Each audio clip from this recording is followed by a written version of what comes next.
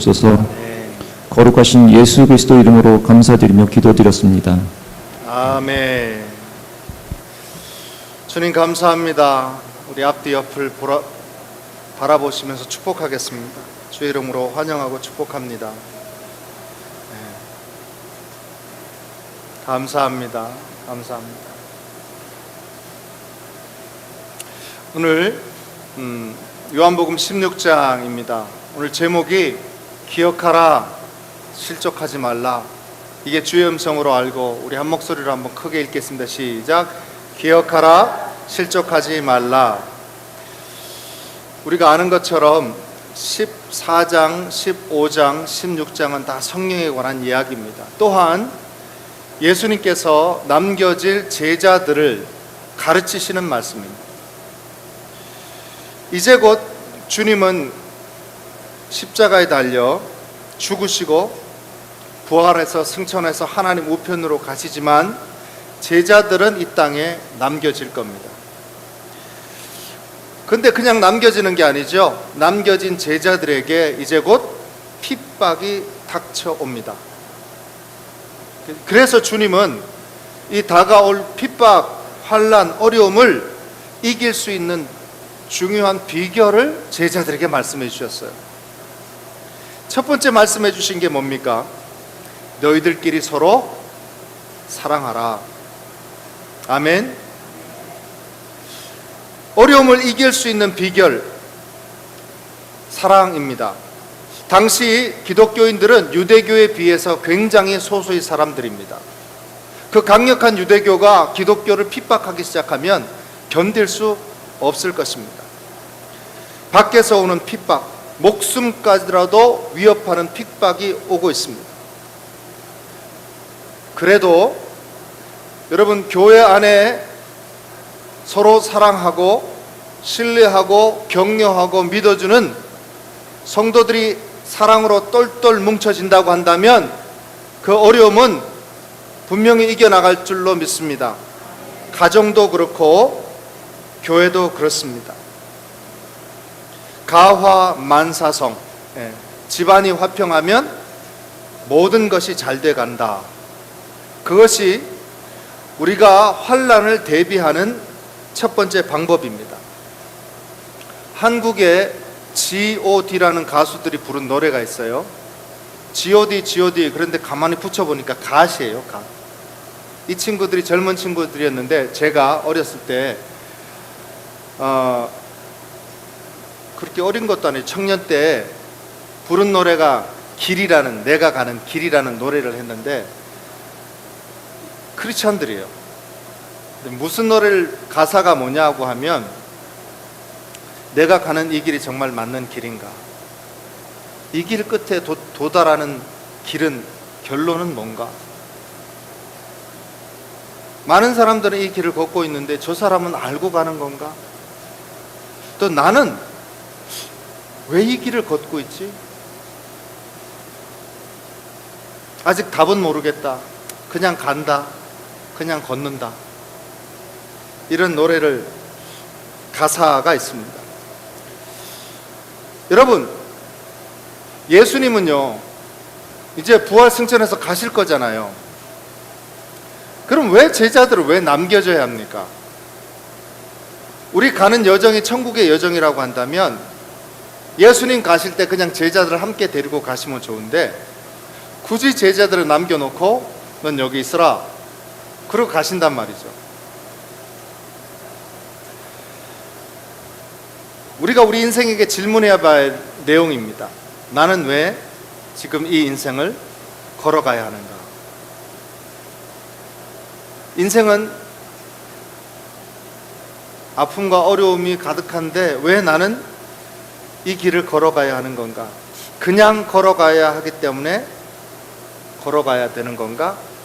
그냥 아픔을 이기면서 사는 게 그게 행복인가? 그것은 아닐 텐데. 우리 한번 26절, 27절, 요한복음 15장 26절, 27절을 먼저 지난 마지막에 읽었던 말씀인데 읽어보겠습니다. 시작. 내가 아버지께로부터 너희에게 보낼 보혜사 곧 아버지께로부터 나오시는 진리의 성령이 오실 때 그가 나를 증언하실 것이요 너희도 처음부터 나와 함께 있었으므로 증언하느니라.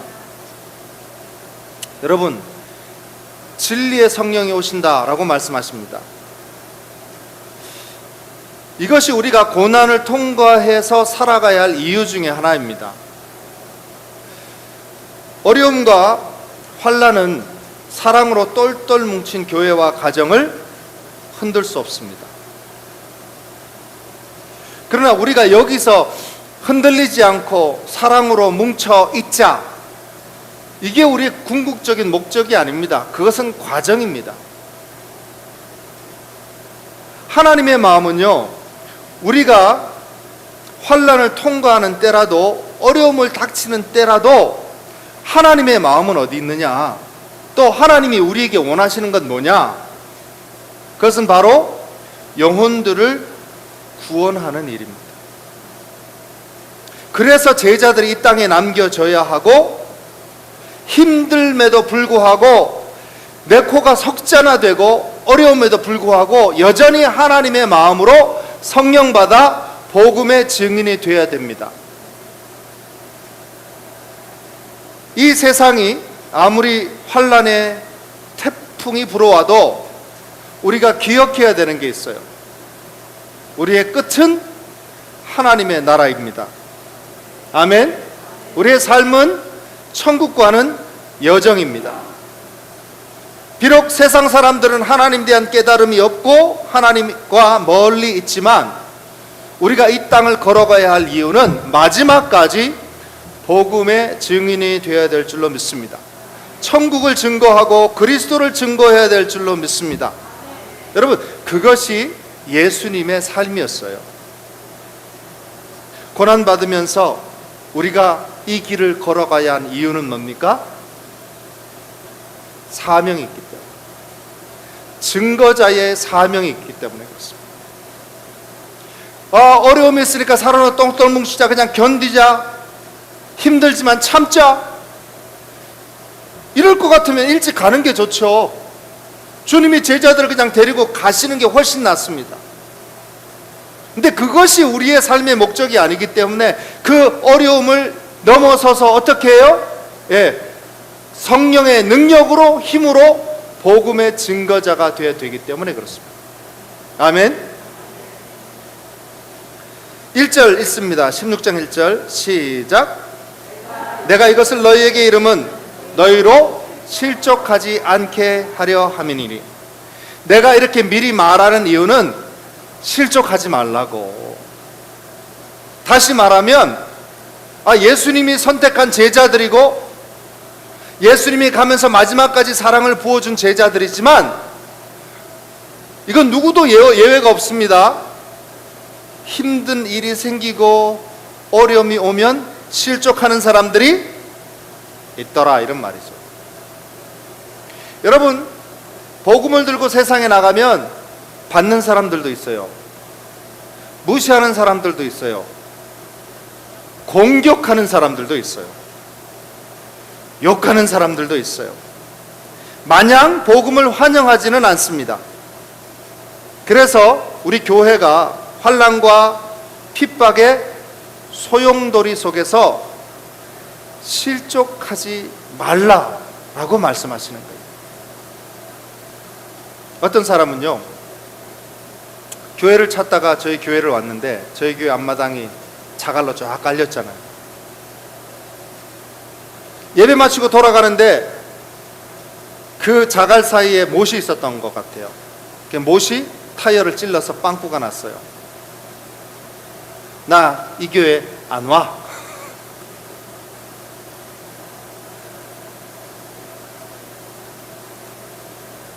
왜 환난이 없겠습니까?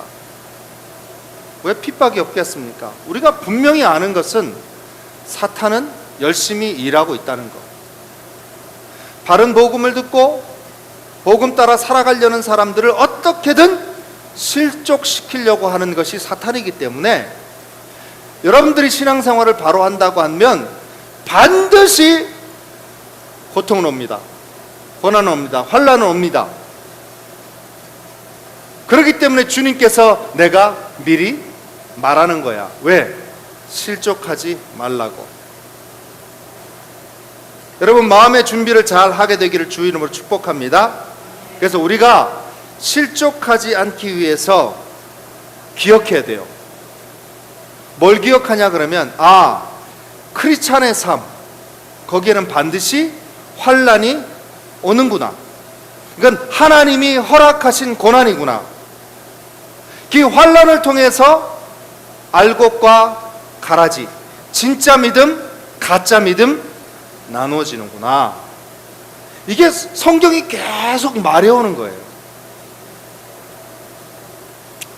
그리스도라는 터 위에 너희들이 주의 이름으로 열심히 섬기고 봉사하고 믿음 생활하면서 공적이 남을 텐데, 어떤 사람들은 금, 은, 철 이런 공적이 남는 사람들이 있고요. 어떤 사람들은 숲, 나무,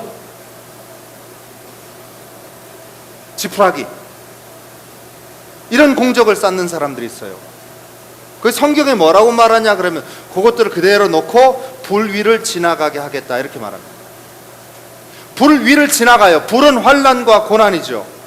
불 위를 딱 지나가면서 안 타는 건 뭐예요? 금, 은, 철. 근데 다 타버리는 건 뭐예요? 나무, 집.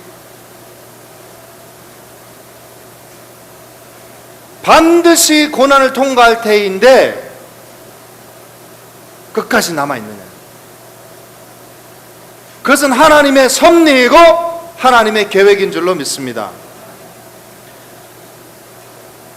어려움은 우리에게 현실처럼 크게 다가오고, 믿음은 굉장히 멀리 느껴질 때가 있습니다. 그래서 실족하게 됩니다.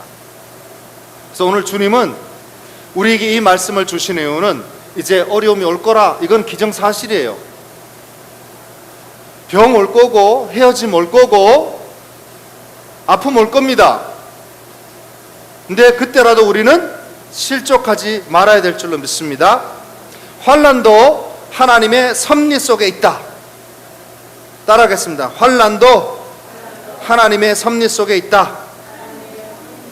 믿는 성도가 빛을 발한다는 건 뭐예요? 빛을 발한다는 것은 좋은 환경, 사랑할 만한 환경, 거기서 착하게 산다, 이게 아니에요. 믿음을 가질 수 없는 환경이고, 고통스러운 환경이고, 도저히 견딜 수 없는 환경임에도 불구하고 찬양하더라. 오히려 사랑하더라. 감옥에서 엄청나게 매맞고 뼈가 부러지고 피를 흘리면서도 기쁨으로 죽더라. 사랑하더라. 이게 세상 가운데 빛된 크리스찬의 삶인 줄로 믿습니다. 믿음 없는 고난, 원망만 불러오게 됩니다. 실족하게 됩니다. 그러나 어떤 어려움이 하나님께서 허락하신 것이다, 이것은 믿음의 시험이다 라고 말씀하신 것을 여러분들이 기억해야 되는 거예요. 이게 믿음의 시련이구나, 기억해야 되는 거예요. 왜? 예수님께서 우리에게 그렇게 말씀하셨기 때문에. 재수가 없어서 왜 나만 미워하지? 그게 아니라는 거예요. 우리가 넘어서야 할 고난이다. 그래서 나는 알곡된다. 그래서 우리가 그것을 기억하고 있다고 한다면, 그런 환난 가운데 이것은 내가 넘어서야 할 시험이구나.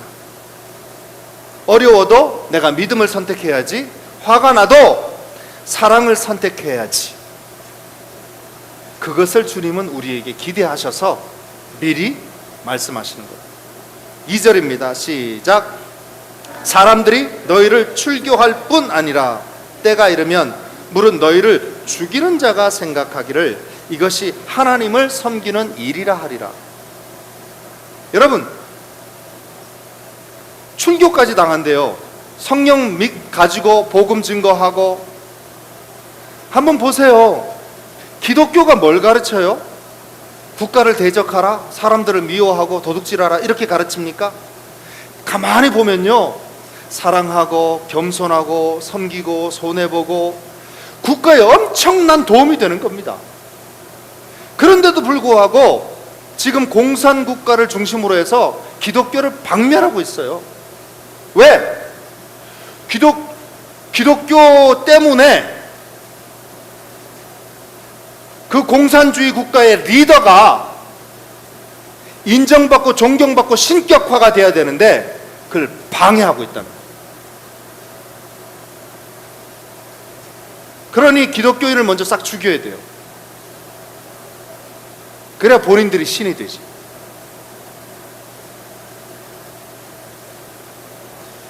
사람들이 하나님을 섬긴다고 하면서 그 믿음 가지고 정말 믿는 자들을 출교하고 죽인다. 이것이요, 마지막 시대에 다가올 모습이기도 합니다. 예수님 가시고 제자들이 맞닥뜨리는 환경이기도 하지요. 사도 바울 기억하십니까?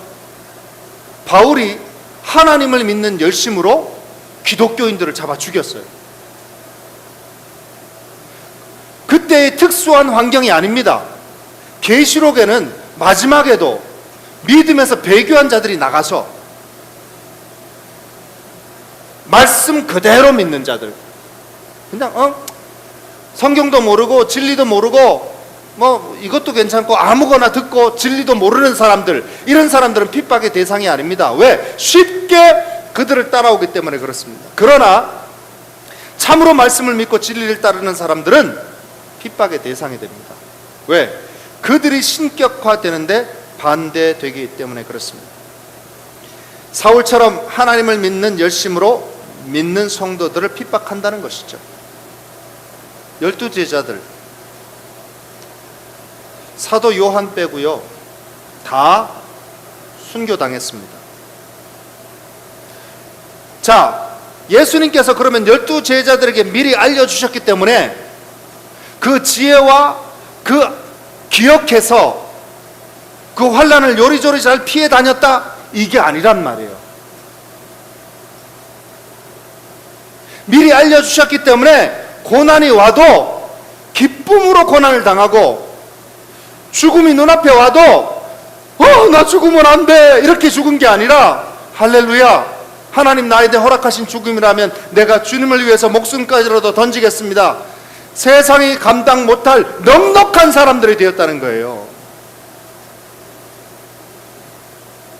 고난과 환난 가운데 주눅들지 않고 기죽지 않고 떳떳하게 살았다는 거예요. 그 마음을 우리에게 준비하라는 겁니다.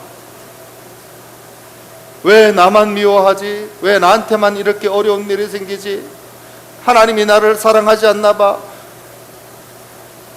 그리고 집안의 구석에 앉아서 펑펑 울다가 우울증에 걸려서 죽어가는 거, 그거 하나님이 원하는 거 아니에요.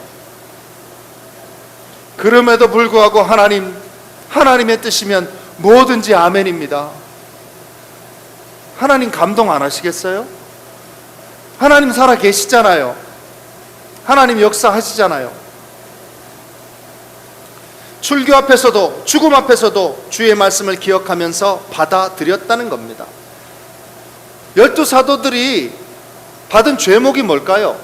예수님하고 똑같아요. 신성모독, 이단. 그런데 하나님을 믿는다는 사람들이 하나님을 믿는 열심으로 왜 크리스찬들을 그렇게 죽일까요? 이유가 뭘까요? 3절에 그 이유를 말해주고 있어요. 시작. 그들이 이런 일을 할 것은 아버지와 나를 알지 못함이라. 왜 저들이 하나님의 이름을 가지고 믿는 사람들을 핍박하느냐? 그들이 하나님도 모르고 예수님도 몰라서 그래요. 다시 말하면 구약도 모르고 신약도 몰라서 그래요. 예수님이 유대인들에게 하신 말씀이 그랬어요. 너네들이 모세율법을 제대로 알았더라면, 구약 말씀만이라도 제대로 알았더라면 하나님의 아들이신 예수를 공경했을 것이다. 핍박하지 않았을 것이다. 사도 바울은요, 빛 가운데 예수님을 만나고 난 후에 기독교인들을 열심히 핍박하다가 빛 가운데 예수님을 만난 후에 자기 동족들을 딱 쳐다보니까 가슴이 무너지는 거예요. 왜? 자기가 그렇게 살았는데, 왜 그렇게 살았는지에 대해서 바울이 로마서에 말합니다. 10장에 보면 한번 읽어보겠습니다. 시작. 형제들아, 내 마음에 원하는 바와 하나님께 구하는 바는 이스라엘을 위함이니 곧 그들로 구원을 받게 하려 함이라. 로마서 10장 1절이죠. 내가 간절히 원하는 것은 내 동족이 정말 구원받기를 원한다. 그러면서 2절, 내가 증언하노니 그들이 하나님께 열심히 있으나 올바른 지식을 따르는 것이 아니니. 열심히 있어요.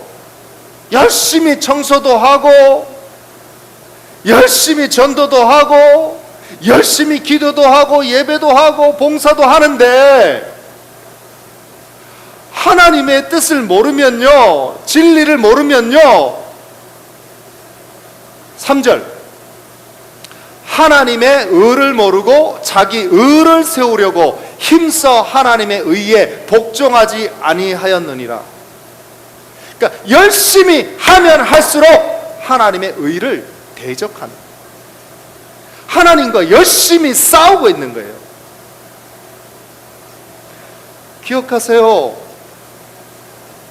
바른 진리 안에, 바른 말씀 안에 섬김이 있어야 열매가 오는 거지, 깨달음 없이, 진리 없이 열심히 섬기면 하나님을 대적하고 자기 의만 세운다니까요.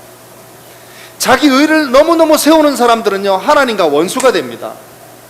하나님은 교만한 자를 대적하신다고 했기 때문에 그렇습니다.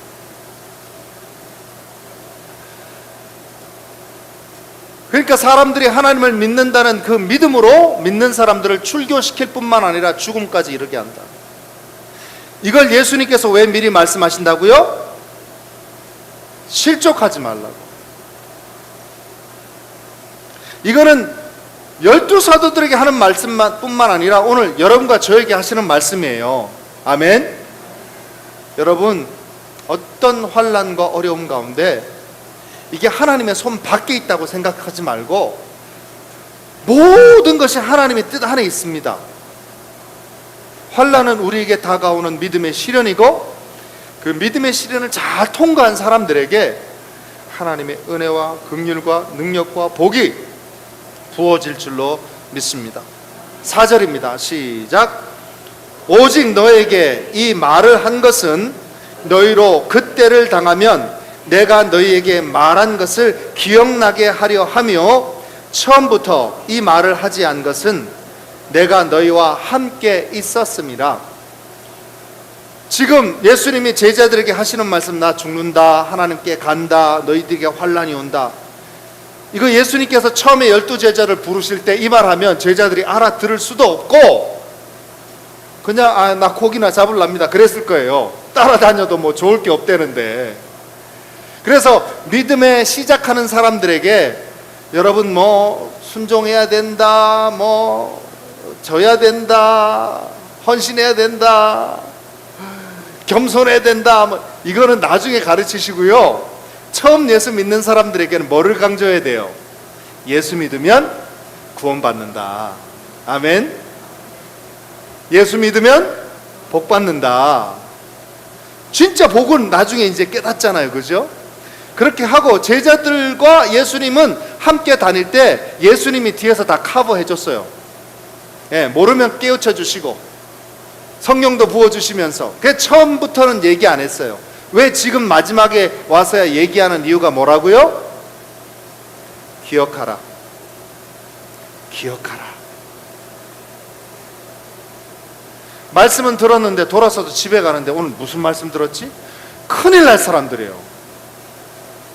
제가 오늘 이 말씀도 여러분들에게 뭐 하라고 지금 말씀을 나누는 거예요? 기억하라고. 뭘 기억해야 돼요?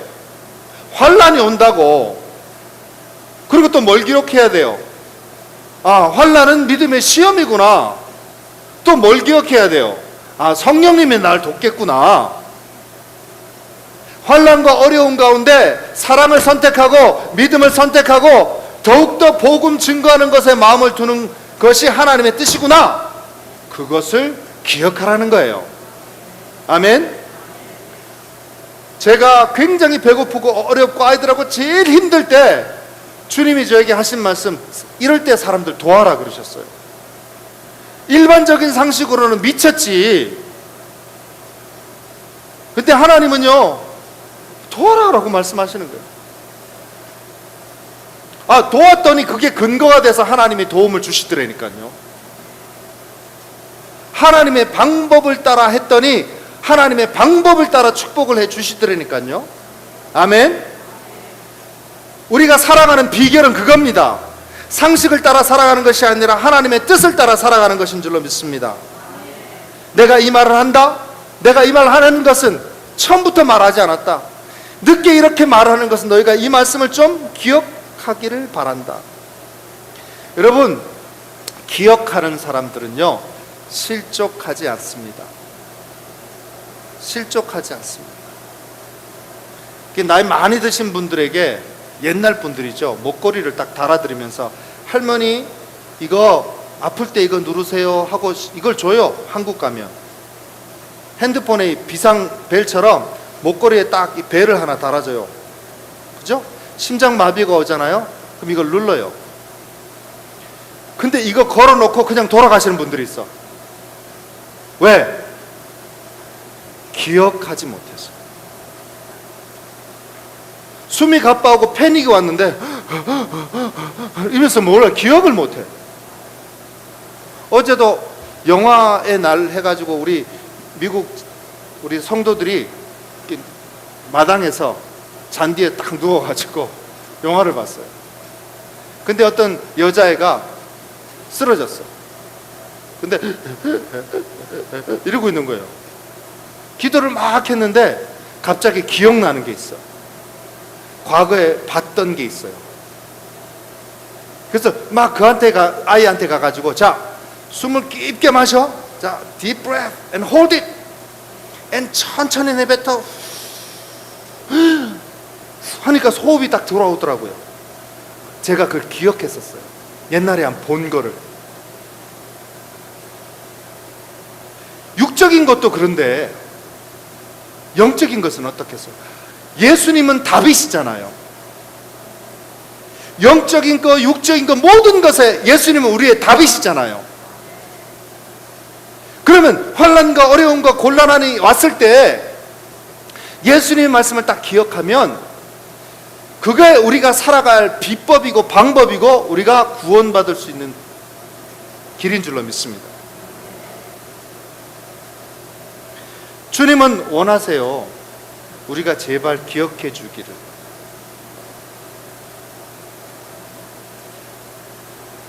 제가 저번에 지나갈 땐 눈을 흘리고 지나갔지. 눈 째리고 지나갔지. 저번에 인사하는데 제가 나한테 인사 안 했지. 저번에 내 말 무시했지. 아니, 그건 기가 막히게 기억하면서 이럴 때 이렇게 해야 된다라고 주님 말씀하셨는데 그걸 기억을 못해. 그런데요, 우리가 주님께서 그 말씀하신 말씀대로 기억을 해보려고 하고 막 하려고 해도요 이건 쉽지 않아요. 예. 우린 너무 충성돼요. 내 감정에 막 충성돼. 내 기분에 너무 충성되고 내 환경에 너무 충성스러워. 주님은 주의 말씀을 기억하고 주의 말씀에 충성해라 그랬는데 기분 나쁘면 내 기분에 너무너무 충성을 잘해. 그것은 예외가 아닙니다. 저도 그래요. 저도 순간 쫙 올라옵니다. 머리가 하얘져요. 아무것도 기억이 안 나요. 제가 할 수 있는 것은 일단 뒤돌아서 호흡을 하면서 하나, 둘, 셋, 넷, 다섯, 여섯, 일곱, 여덟 세상 방식으로 숫자 세는 것, 그럴 때가 많아요.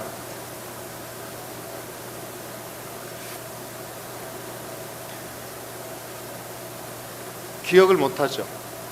근데 그렇게 노력하는 사람들에게 하나님이 주시는 은혜가 있어요. 그거 없이 오지 않아요. 안 되는데, 답답한데, 그래도 뭔가 하나님이 말씀하셨는데 뭘 기억해야 돼, 어떻게 해야 되지, 이렇게 하는 사람들에게 주시는 선물이 있어요. 그게 바로 성령입니다. 먼저 주님께서 지금 제자들에게 뭐라고 계속 말씀하시냐면, 기억해라, 그래야 실족하지 않는다. 어려움도 내 계획 가운데 있는 거다. 환난 오면 그것을 믿음의 발판으로 삼아라. 그래서 너희들끼리 서로 똘똘 뭉쳐서 사랑해야 되고, 그리고 성령이 오시면 그 복음의 증거자가 되려고 노력해라 하고 그렇게 다 가르쳐 주셨어요. 근데 제자들 듣고 할렐루야! 그게 안 돼. 이게 제자들이 막 낙심해가 있는 거예요. 낙심해서. 예수님이 그걸 보시면서 하시는 말씀이 이거예요. 5절 시작. 지금 내가 나를 보내신 이에게로 가는데 너희 중에서 나더러 어디로 가는지 묻는 자가 없고, 6절 도리어 내가 이 말을 함으로 너희 마음에 근심이 가득하도다. 지금 기억하라, 실족하지 말아라. 이게 사실 주님이 지금 얘기하는 건 뭐예요? 희망, 소망, 미래, 이걸 지금 사실은 말하고 있는 거예요. 근데 제자들은 그 말을 들으면 들을수록 근심의 낯빛이 아주 가득한 거예요. 예수님 말해요.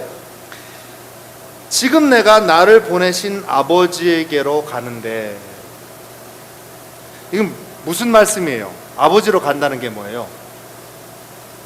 네? 아버지께로 간다는 말씀이 무슨 말씀이에요? 죽는다는 말씀이에요. 근데 주님의 해석은 죽는다 이게 아니고 아버지께로 간다, 이게 진짜잖아요. 근데 사람들, 제자들, 우리는 어디에 머물러 있어요? 오마 죽어빛네, 죽어버렸네요. 거기 현상에 머물러 있어요. 실제는 뭐예요? 아버지께로 가는 거예요.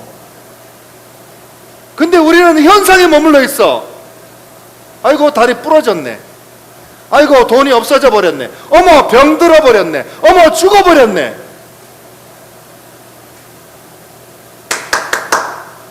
정신 차리세요. 정신. 자꾸 현상 바라보지 말고, 두려워하지 말고, 떨지 말고, 아버지께로 갔네, 부러졌네, 환난이네, 믿음으로 일어서야 되는 거네, 병이 왔네, 믿음으로 응답받아야 되겠네, 아니면 나를 부르시면 그대로 가면 되지 뭐. 그래서 환난을 살지만 기독교인들이 그래서 달라요. 달라. 아픈데도 얼굴빛이 다르고, 외로운데도 얼굴빛이 다르고, 희망이 가득해요. 그게 기독교인들이에요. 아멘. 예수님은 죽음 앞에 있습니다.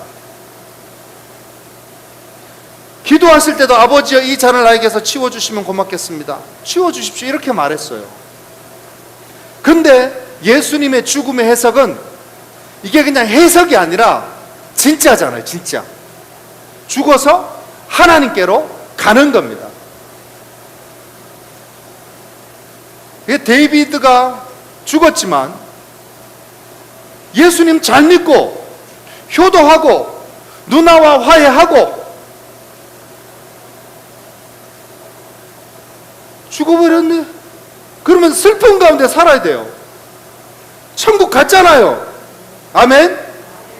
그렇게 복될 아이가 어디 있습니까? 마지막을 아름답게 살다가 갔잖아요. 근데 이거 놓고 두 가지 반응이 있는 거죠. 붙들고 하고 사는 게 있고, 천국 갔구나, 아멘, 나도 믿음 따라 살아야지, 감사합니다 주님, 천국 데려가셔서 감사합니다.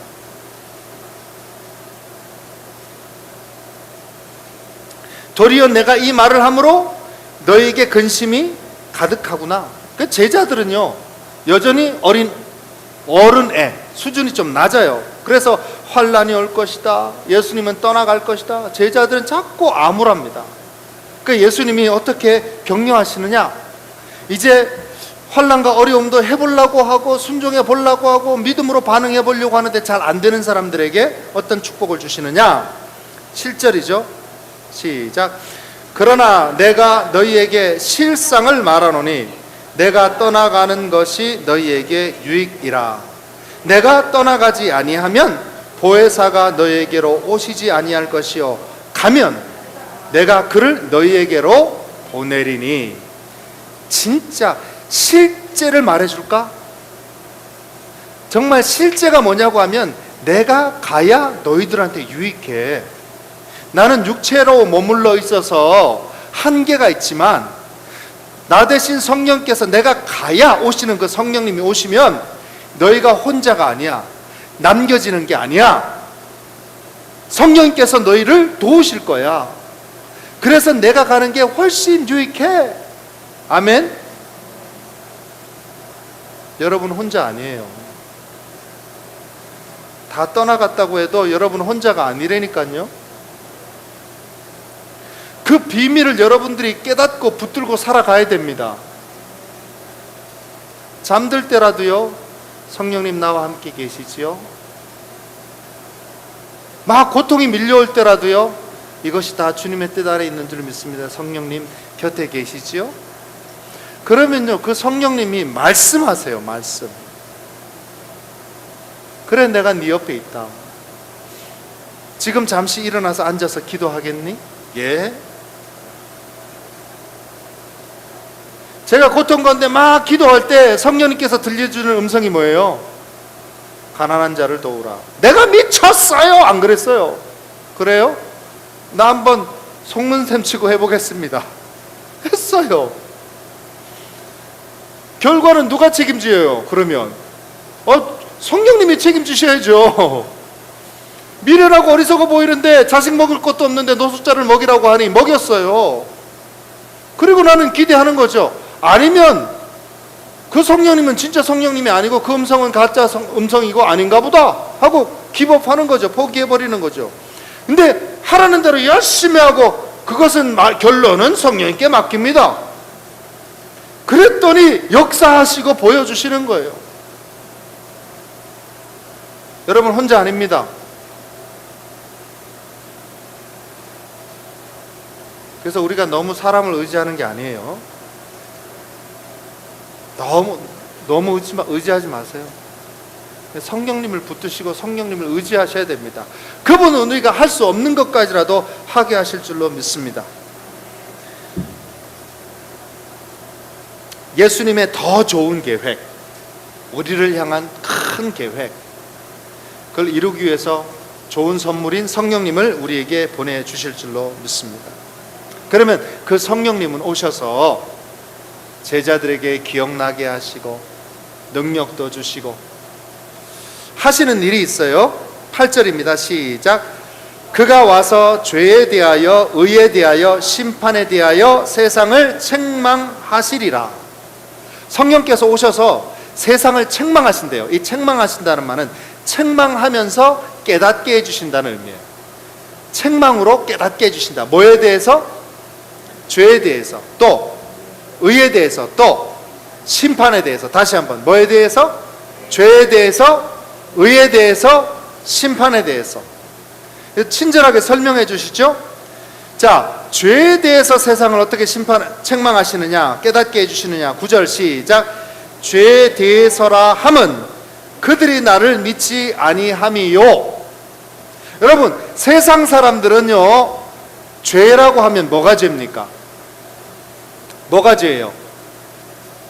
사기치는 거, 도둑질하는 거, 두들겨 패는 거, 간음하는 거, 그게 다 죄죠. 그 세상 사람들이 생각하는 죄인데요, 성령께서 오셔서 사람들에게 죄에 대해서 책망하면서 깨닫게 해주시는 건 뭐냐 그러면 뭐라고 말하고 있어요? 죄에 대해서라 하면 그들이 나를 믿지 아니하며. 진짜 죄가 뭐냐? 여러분, 우리는 죄로 태어나서 죄로 살다가 죄를 안고 죽어가야 인생입니다. 아무리 선하고 착하게 살아도 죄인이에요. 근데 그것을 깨끗이 씻어주실 분이 누구예요? 예수님이시죠. 그게 성령께서 뭐라고 가르치냐 그러면, 네가 예수 안 믿은 게 죄다.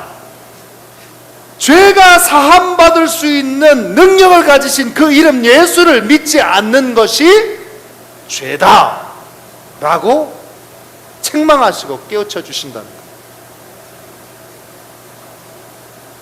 여러분, 우리 이것만큼은 놓치지 않게 되길 바랍니다.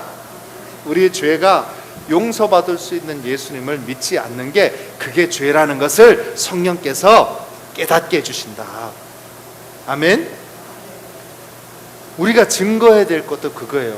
이 사람아, 교통법규 안 지키는 거 죄 맞지. 교통법규 안 지키는 거, 간음하는 거 맞아, 죄 맞아, 죄 맞아. 그러면 그걸 어떻게 해결할 건데? 예수 믿어야 죄가 용서받아. 자, 성령께서 또 뭐를 가르치신다고요? 의에 대해서 가르쳐 주신다는 거예요. 자, 10절입니다. 시작. 의에 대하여라 함은 내가 아버지께로 가니 너희가 나를 다시 보지 못함이요. 자, 이게 무슨 소리냐? 세상 사람들은 의를 뭐라고 생각합니까? 의롭다 뭐라고 생각합니까? 착하게 산다? 저 사람 참 깨끗하게 사네? 도우며 사네? 선하네? 이걸 세상 사람들은요, 의로 봅니다. 참 의로운 사람들이다. 자기를 저렇게 희생하네? 의롭게 봅니다. 근데요, 하나님 눈에서 그 의를 보면, 사람들이 하는 의를 보면 다 뭐예요? 도토리 키재기예요. 내가 그렇게 못 사는데 저 사람은 그렇게 살아. 그럼 내 입장에서 보면 와 이렇게 돼요. 근데 하나님 눈에서 보면 어때요? 아, 그놈이 그놈이에요. 우리가 선하고 우리가 의롭다 하는 것은요, 그냥 자기네들끼리 그냥 좀 비교해서 조금 낫다 덜하다 뿐이지, 하나님의 입장에서 보면 의인은 없나니 이 땅에 하나도 없다. 다 죄진다. 목구멍은 열린 무덤이요, 입에는 독이 가득하고 다 죄인이에요. 그러면 의에 대해서 내가 아버지께로 가니 너희가 다시 나를 보지 못한다. 다시 말하면 예수 그리스도의 죽음과 부활을 통해서 우리에게 더 입어야 하는 의가 진짜 의라는 거예요. 우리가 열심히 살아내서 하는 의는 하나님 앞에 이것밖에 안 돼요. 근데 하나님이 그것을 어떻게 봐요? 믿음으로 보세요. 귀하게 보세요. 그런 사람들에게 뭐를 베풀어줘요? 믿음 안에서 의롭게 살려고 몸부림치는 그런 사람들이 그곳으로 천국 가는 게 아니잖아요. 오해하지 마세요. 우리가 열심히 산다고 천국 가는 게 아니에요. 열심히 사는 것 보고 거기에다 의의 옷을 입혀줘서 천국 가는 거예요. 그래서 우리는 은혜라고 말하는 거예요. 다 하나님의 은혜로 살았어. 그래서 의에 대해서라고 성령께서 세상을 책망하며 가르치시는 것은 뭐냐? 예수님께서 아버지께로 가고 다시 나를 보지 못함으로 말미암아 의가 우리에게 부어지는 거예요. 그 의를 덧입어야 돼요. 아멘. 마지막 심판에 대해서라 하면, 심판에 대해서 세상을 가르칠 겁니다. 책망하며 가르치실 겁니다. 11절 시작. 심판에 대하여라 함은 이 세상 임금이 심판을 받았습니다. 자, 다시 한번. 그 세상 사람들은 심판을 뭐라 그래요? 심판. 뭐를 심판이라고 말해요?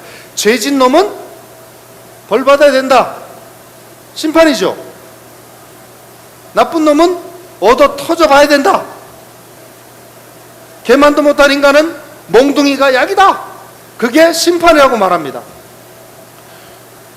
유대인들은 예수님을 신성모독죄로 십자가에 못 박아서 심판했다고 믿었어요. 다시요, 유대인들은 예수님을 십자가에 못 박아서 예수님이 신성모독을 했기 때문에 심판했어요. 십자가에 박아서 죽여서 심판했다고 생각을 했어요. 근데 성령님께서는 오셔서 어떻게 한다고요? 아니 그거 아니야.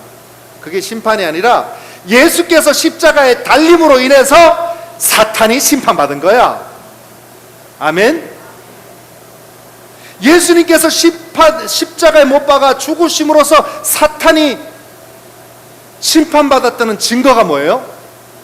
그동안에 사탄에 묶여있던 사람들이 예수님께 돌아오는 역사가 시작된 거예요.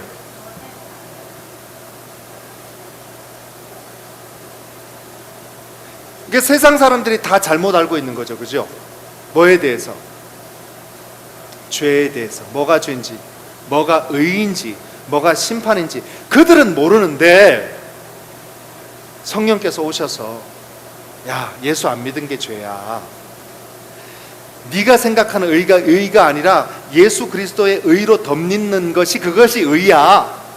야, 네가 예수 그리스도 십자가에 달려서 예수를 심판했다고 생각하지만 그게 죄가 심판이 아니라 세상 임금 사탄이 예수 그리스도의 십자가를 통해 심판받은 거야. 그래서 오늘 많은 사람들이 예수님 앞으로 나오는 거야 라고 성령께서 가르치신다는 거예요. 그래서 그걸 듣는 사람들이 주님을 믿게 된다라는 것이죠. 사탄은요, 시한부 인생을 살고 있는 거예요. 이미 심판받았기 때문에. 그래서 짧은 시간 우리에게 고난, 뭐 길어봤자 7, 80년 우리 고난 줄 수는 있어요. 근데 그거에 속으면 안 돼요. 우리는 영원한 생명을 바라보고 영원한 나라를 보고 이 땅의 어둠에 꽉 묶여 사는 것이 아니라 약속을 바라보고 살아야 되는 거예요. 아멘. 12절 시작. 내가 아직도 너희에게 이를 것이 많으나 지금은 너희가 감당하지 못하리라. 예. 가끔 제가 욕심이 날 때가 있어요. 여러분에게 많은 것을 가르쳐 주려고 한 10가지를 얘기하잖아요. 그럼 한 가지도 기억을 못해요. 근데 같은 시간에 2개를 열심히 반복하잖아요. 그럼 2개는 기억해. 주님의 마음이 그거예요. 제자들에게 할 말이 엄청나게 많아. 근데 제자들이 이걸 감당 못해요. 여러분, 많이 듣는다고 아는 게 아닙니다. 하나를 들으면 하나를 살아보세요. 살아본 사람은요, 그걸 알게 됩니다. 우리의 믿음은 그거예요. 아는 것으로 끝나는 믿음이 아니라 살아내면 아, 그래서 이렇게 말씀하셨구나. 그럼 그 말씀이 내 것이 되는 거예요. 그것이 나의 간증이 되는 거예요. 그러면 그것을 또 듣는 사람들이 아멘 하는 거예요. 마지막입니다. 13절 시작. 그러나 진리의 성령이 오시면 그분이 너희 모든 진리 가운데로 인도하실 것이요 그분은 자기 생각대로 말씀하지 않고 들은 것만 말씀하실 것이며 앞으로 일어날 일도 너희에게 말씀하여 주실 것이다. 아멘. 이게 선물이에요. 이게 선물. 이게 여러분과 내가 당당하게 살아갈 수 있는 능력을 가지고 살아갈 수 있는 선물인 줄로 믿습니다. 예수님이 떠나가지만 제자들은 홀로 남겨질 것이 아니라는 거예요.